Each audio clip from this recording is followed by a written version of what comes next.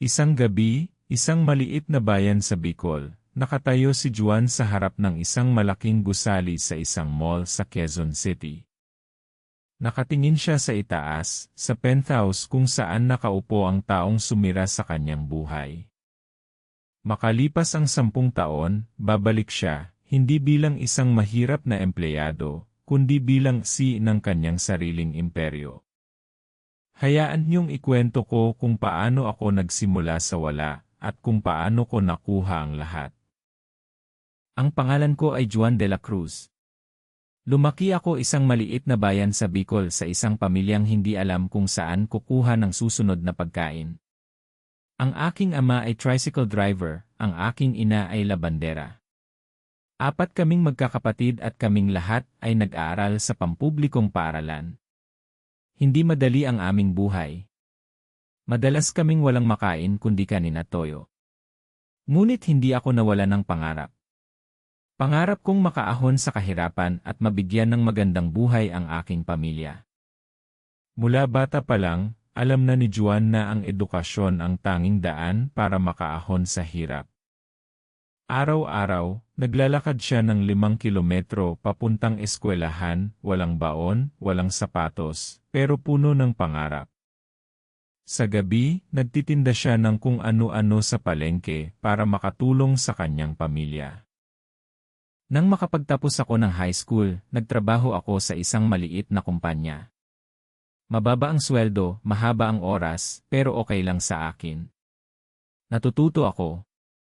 Bawat araw, pinag-aralan ko ang negosyo, kung paano ito tumatakbo, kung paano kumikita ang kumpanya, kung saan nanggagaling ang pera. Ine-extra ko ang lahat. Hindi ako nagrereklamo. Naniniwala ako na ang sipag at tiyaga ay magbubunga balang araw. Isang araw, nagkaroon ako ng isang ideya. Isang ideya na alam kong makapagpapabago sa aming kumpanya. Ilang gabi akong puyat, ginagawa ang proposal. Iginuhit ko ang bawat detalye, kinumpyut ang bawat numero. 3 buwan ko itong ginawa. At isang gabi, ibinahagi ko ito sa aking pinakamalapit na kasamahan, Ana. Ang taong itinuturing kong kapatid sa trabaho. Ngunit hindi alam ni Juan na ang taong kanyang pinagkatiwalaan ay may ibang plano. Sa loob ng 5 taon, siya ang pinakamasipag na empleyado. Hinding-hindi siya nahuli, walang absent, at laging lampas sa kwota. Ngunit isang araw, tinawag siya ng boss sa opisina at sinabing wala na siyang trabaho, pinalitan siya ng pamangkin ng boss. Nawalan siya ng lakas ng loob. Paano niya sasabihin sa kanyang pamilya na wala na siyang trabaho? Alam mo, matagal ko nang gustong sabihin ito sa'yo.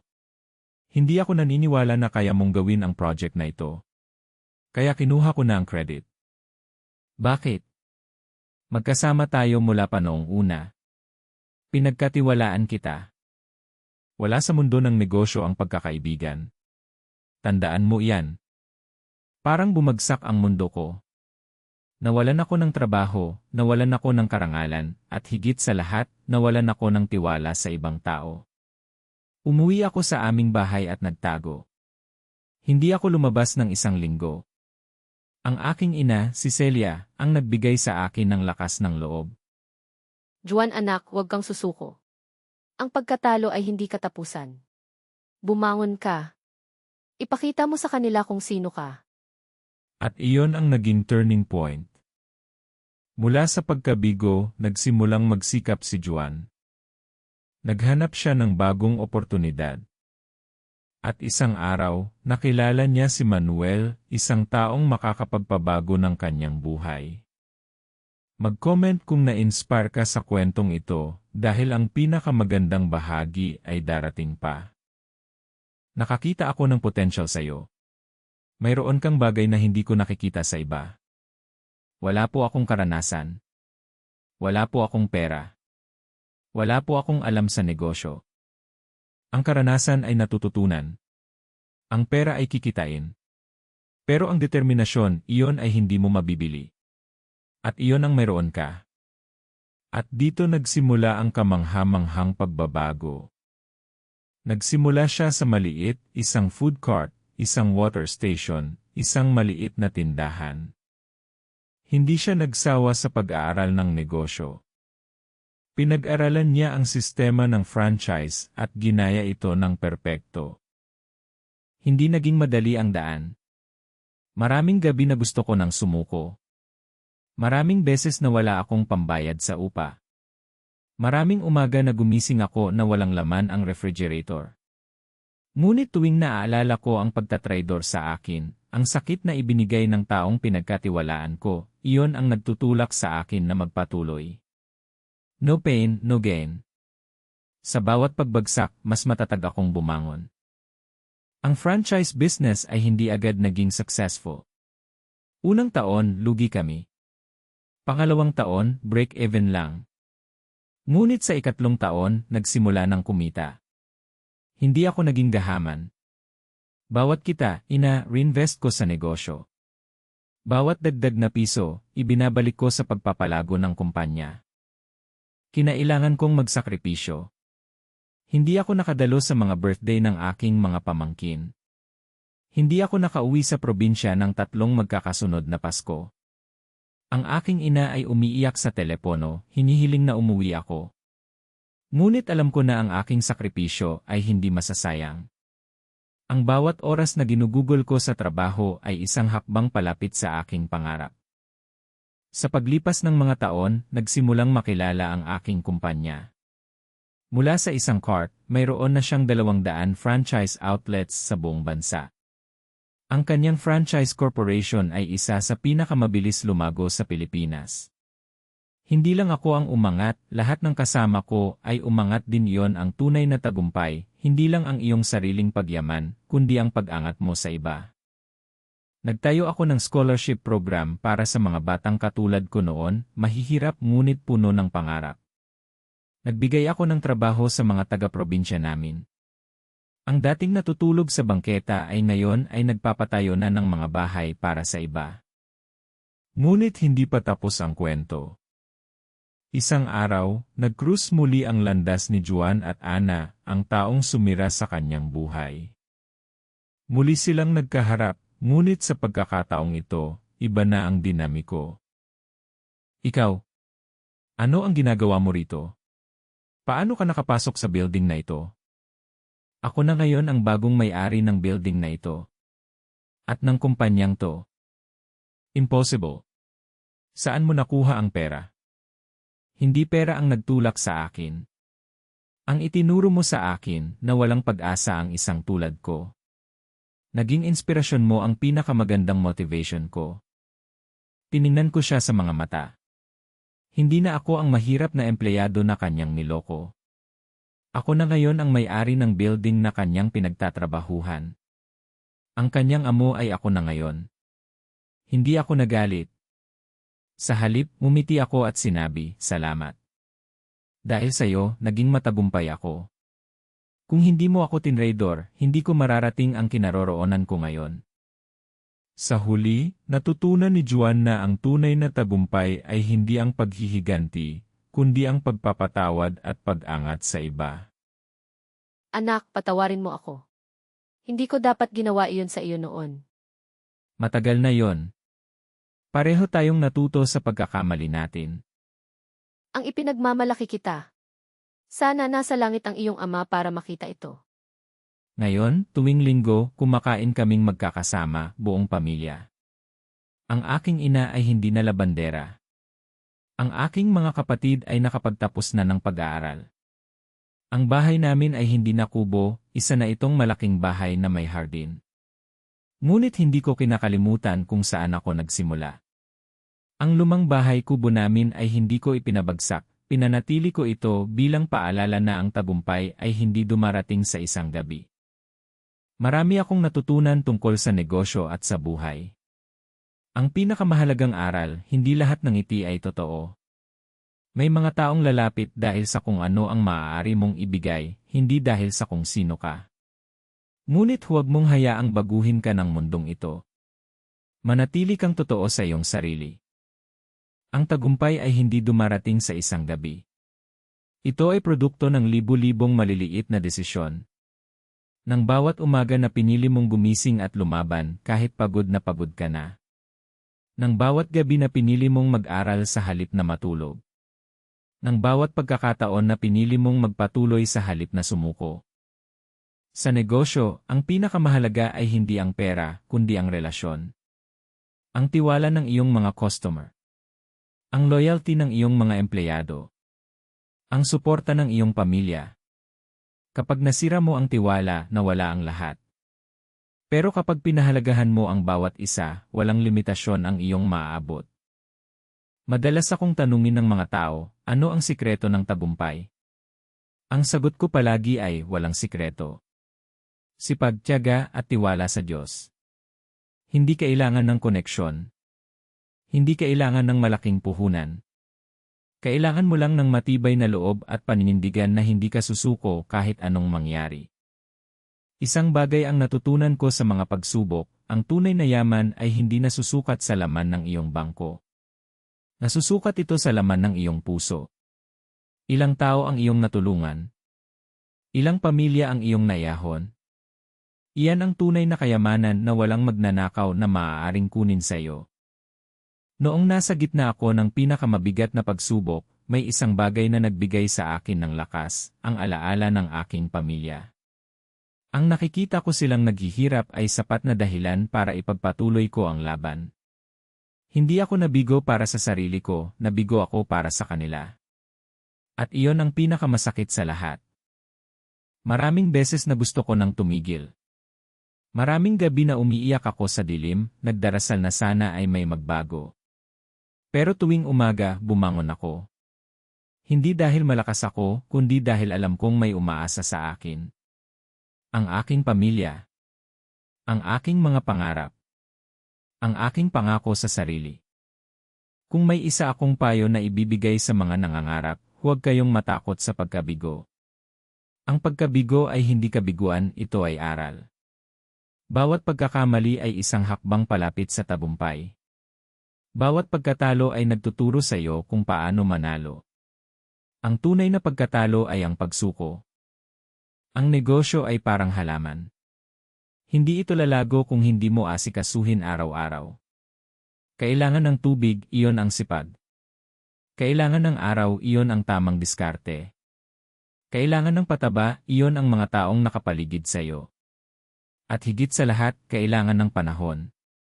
Walang instant na tagumpay. Tatlong bagay ang lagi kong dala sa aking paglalakbay. Una, ang pananampalataya sa Diyos, siya ang aking gabay. Pangalawa, ang pagmamahal sa pamilya, sila ang aking inspirasyon. Pangatlo, ang determinasyon, ito ang aking sandata. Sa tatlong ito, walang hadlang na hindi malalampasan. Marami akong natutunan tungkol sa negosyo at sa buhay. Ang pinakamahalagang aral, hindi lahat ng ngiti ay totoo. May mga taong lalapit dahil sa kung ano ang maaari mong ibigay, hindi dahil sa kung sino ka. Ngunit huwag mong hayaang baguhin ka ng mundong ito. Manatili kang totoo sa iyong sarili. Ang tagumpay ay hindi dumarating sa isang gabi. Ito ay produkto ng libu-libong maliliit na desisyon. Nang bawat umaga na pinili mong gumising at lumaban kahit pagod na pagod ka na. Nang bawat gabi na pinili mong mag-aral sa halip na matulog. Nang bawat pagkakataon na pinili mong magpatuloy sa halip na sumuko. Sa negosyo, ang pinakamahalaga ay hindi ang pera, kundi ang relasyon. Ang tiwala ng iyong mga customer. Ang loyalty ng iyong mga empleyado. Ang suporta ng iyong pamilya. Kapag nasira mo ang tiwala, nawala ang lahat. Pero kapag pinahalagahan mo ang bawat isa, walang limitasyon ang iyong maaabot. Madalas akong tanungin ng mga tao, ano ang sikreto ng tagumpay? Ang sagot ko palagi ay walang sikreto. Sipag, tiyaga at tiwala sa Diyos. Hindi kailangan ng koneksyon. Hindi kailangan ng malaking puhunan. Kailangan mo lang ng matibay na loob at paninindigan na hindi ka susuko kahit anong mangyari. Isang bagay ang natutunan ko sa mga pagsubok, ang tunay na yaman ay hindi nasusukat sa laman ng iyong bangko. Nasusukat ito sa laman ng iyong puso. Ilang tao ang iyong natulungan? Ilang pamilya ang iyong nayahon? Iyan ang tunay na kayamanan na walang magnanakaw na maaaring kunin sa iyo. Noong nasa gitna ako ng pinakamabigat na pagsubok, may isang bagay na nagbigay sa akin ng lakas, ang alaala ng aking pamilya. Ang nakikita ko silang naghihirap ay sapat na dahilan para ipagpatuloy ko ang laban. Hindi ako nabigo para sa sarili ko, nabigo ako para sa kanila. At iyon ang pinakamasakit sa lahat. Maraming beses na gusto ko nang tumigil. Maraming gabi na umiiyak ako sa dilim, nagdarasal na sana ay may magbago. Pero tuwing umaga, bumangon ako. Hindi dahil malakas ako, kundi dahil alam kong may umaasa sa akin. Ang aking pamilya. Ang aking mga pangarap. Ang aking pangako sa sarili. Kung may isa akong payo na ibibigay sa mga nangangarap, huwag kayong matakot sa pagkabigo. Ang pagkabigo ay hindi kabiguan, ito ay aral. Bawat pagkakamali ay isang hakbang palapit sa tagumpay. Bawat pagkatalo ay nagtuturo sa iyo kung paano manalo. Ang tunay na pagkatalo ay ang pagsuko. Ang negosyo ay parang halaman. Hindi ito lalago kung hindi mo asikasuhin araw-araw. Kailangan ng tubig, iyon ang sipag. Kailangan ng araw, iyon ang tamang diskarte. Kailangan ng pataba, iyon ang mga taong nakapaligid sa iyo. At higit sa lahat, kailangan ng panahon. Walang instant na tagumpay. Tatlong bagay ang lagi kong dala sa aking paglalakbay. Una, ang pananampalataya sa Diyos, siya ang aking gabay. Pangalawa, ang pagmamahal sa pamilya, sila ang aking inspirasyon. Pangatlo, ang determinasyon, ito ang aking sandata. Sa tatlong ito, walang hadlang na hindi malalampasan. Marami akong natutunan tungkol sa negosyo at sa buhay. Ang pinakamahalagang aral, hindi lahat ng ngiti ay totoo. May mga taong lalapit dahil sa kung ano ang maaari mong ibigay, hindi dahil sa kung sino ka. Ngunit huwag mong hayaang baguhin ka ng mundong ito. Manatili kang totoo sa iyong sarili. Ang tagumpay ay hindi dumarating sa isang gabi. Ito ay produkto ng libu-libong maliliit na desisyon. Nang bawat umaga na pinili mong gumising at lumaban kahit pagod ka na. Nang bawat gabi na pinili mong mag-aral sa halip na matulog. Nang bawat pagkakataon na pinili mong magpatuloy sa halip na sumuko. Sa negosyo, ang pinakamahalaga ay hindi ang pera, kundi ang relasyon. Ang tiwala ng iyong mga customer. Ang loyalty ng iyong mga empleyado. Ang suporta ng iyong pamilya. Kapag nasira mo ang tiwala, nawala ang lahat. Pero kapag pinahalagahan mo ang bawat isa, walang limitasyon ang iyong maaabot. Madalas akong tanungin ng mga tao, ano ang sikreto ng tagumpay? Ang sagot ko palagi ay walang sikreto. Sipag, tiyaga at tiwala sa Diyos. Hindi kailangan ng koneksyon. Hindi kailangan ng malaking puhunan. Kailangan mo lang ng matibay na loob at paninindigan na hindi ka susuko kahit anong mangyari. Isang bagay ang natutunan ko sa mga pagsubok, ang tunay na yaman ay hindi nasusukat sa laman ng iyong bangko. Nasusukat ito sa laman ng iyong puso. Ilang tao ang iyong natulungan? Ilang pamilya ang iyong nayahon? Iyan ang tunay na kayamanan na walang magnanakaw na maaaring kunin sa iyo. Noong nasa gitna ako ng pinakamabigat na pagsubok, may isang bagay na nagbigay sa akin ng lakas, ang alaala ng aking pamilya. Ang nakikita ko silang naghihirap ay sapat na dahilan para ipagpatuloy ko ang laban. Hindi ako nabigo para sa sarili ko, nabigo ako para sa kanila. At iyon ang pinakamasakit sa lahat. Maraming beses na gusto ko nang tumigil. Maraming gabi na umiiyak ako sa dilim, nagdarasal na sana ay may magbago. Pero tuwing umaga, bumangon ako. Hindi dahil malakas ako, kundi dahil alam kong may umaasa sa akin. Ang aking pamilya. Ang aking mga pangarap. Ang aking pangako sa sarili. Kung may isa akong payo na ibibigay sa mga nangangarap, huwag kayong matakot sa pagkabigo. Ang pagkabigo ay hindi kabiguan, ito ay aral. Bawat pagkakamali ay isang hakbang palapit sa tagumpay. Bawat pagkatalo ay nagtuturo sa iyo kung paano manalo. Ang tunay na pagkatalo ay ang pagsuko. Ang negosyo ay parang halaman. Hindi ito lalago kung hindi mo asikasuhin araw-araw. Kailangan ng tubig, iyon ang sipag. Kailangan ng araw, iyon ang tamang diskarte. Kailangan ng pataba, iyon ang mga taong nakapaligid sa iyo. At higit sa lahat, kailangan ng panahon. Walang instant na tagumpay. 3 bagay ang lagi kong dala sa aking paglalakbay. Una, ang pananampalataya sa Diyos, siya ang aking gabay. Pangalawa, ang pagmamahal sa pamilya, sila ang aking inspirasyon. Pangatlo, ang determinasyon, ito ang aking sandata. Sa 3 ito, walang hadlang na hindi malalampasan. Marami akong natutunan tungkol sa negosyo at sa buhay. Ang pinakamahalagang aral, hindi lahat ng ngiti ay totoo. May mga taong lalapit dahil sa kung ano ang maaari mong ibigay, hindi dahil sa kung sino ka. Ngunit huwag mong hayaang baguhin ka ng mundong ito. Manatili kang totoo sa iyong sarili.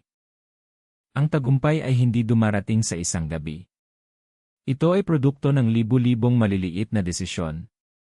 Nang bawat umaga na pinili mong gumising at lumaban kahit pagod ka na. Nang bawat gabi na pinili mong mag-aral sa halip na matulog. Nang bawat pagkakataon na pinili mong magpatuloy sa halip na sumuko. Sa negosyo, ang pinakamahalaga ay hindi ang pera, kundi ang relasyon. Ang tiwala ng iyong mga customer. Ang loyalty ng iyong mga empleyado. Ang suporta ng iyong pamilya. Kapag nasira mo ang tiwala, nawala ang lahat. Pero kapag pinahalagahan mo ang bawat isa, walang limitasyon ang iyong maaabot. Madalas akong tanungin ng mga tao, ano ang sikreto ng tagumpay? Ang sagot ko palagi ay walang sikreto. Sipag, tiyaga at tiwala sa Diyos. Hindi kailangan ng koneksyon. Hindi kailangan ng malaking puhunan. Kailangan mo lang ng matibay na loob at paninindigan na hindi ka susuko kahit anong mangyari. Isang bagay ang natutunan ko sa mga pagsubok, ang tunay na yaman ay hindi nasusukat sa laman ng iyong bangko. Nasusukat ito sa laman ng iyong puso. Ilang tao ang iyong natulungan? Ilang pamilya ang iyong nayahon? Iyan ang tunay na kayamanan na walang magnanakaw na maaaring kunin sa iyo. Noong nasa gitna ako ng pinakamabigat na pagsubok, may isang bagay na nagbigay sa akin ng lakas, ang alaala ng aking pamilya. Ang nakikita ko silang naghihirap ay sapat na dahilan para ipagpatuloy ko ang laban. Hindi ako nabigo para sa sarili ko, nabigo ako para sa kanila. At iyon ang pinakamasakit sa lahat. Maraming beses na gusto ko nang tumigil. Maraming gabi na umiiyak ako sa dilim, nagdarasal na sana ay may magbago.